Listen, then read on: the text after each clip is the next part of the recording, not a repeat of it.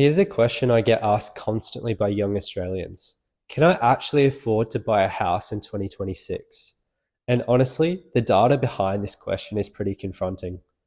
I'm Ryan from Reinvested. I make finance content for everyday Australians who want to build their wealth without needing a finance degree. Today, we're looking at the reality of housing affordability in Australia right now, what the numbers actually say, why it's gotten so bad, and what it means for young Australians trying to get ahead. Let's get into it. First, let's look at the numbers. There's a measure called the median multiple. It's simply the median house price divided by the median household income. A ratio of 3 or below is considered affordable. Above 5 is severely unaffordable.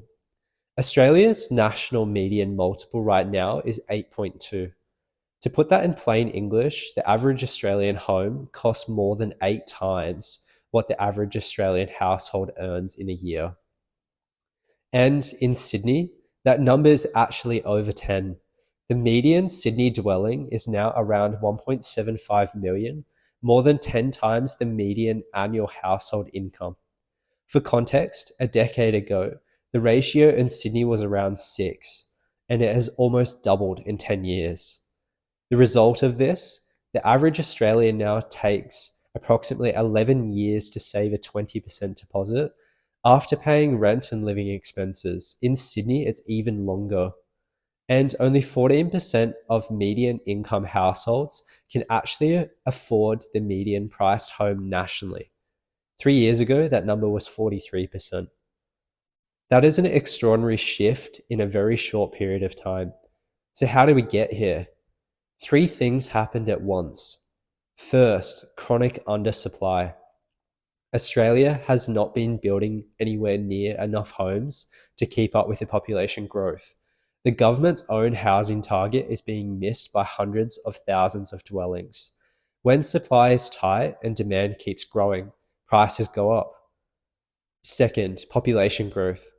Australia has had a strong net overseas migration for years, over 300,000 people per year at its peak. More people competing for the same number of homes pushes prices up further. Third, interest rates. Through most of the 2010s, interest rates were at historic lows. Cheap money meant people could borrow more, and they did.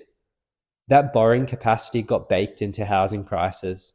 Now rates have risen significantly, but the prices haven't come down to match. The RBA cut rates 3 times last year, down to 3.6%, which briefly reignited the market, but inflation has now picked up again, sitting at 3.8%, and further rate hikes are back on the table, which means borrowing is about to get even more expensive. So where does that leave young Australians? Here's the honest picture.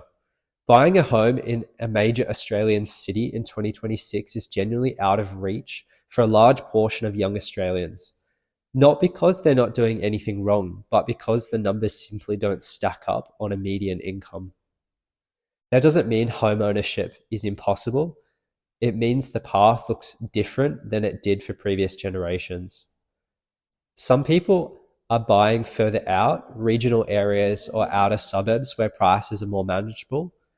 Some are using government schemes like the first home guarantee to get in with a smaller deposit.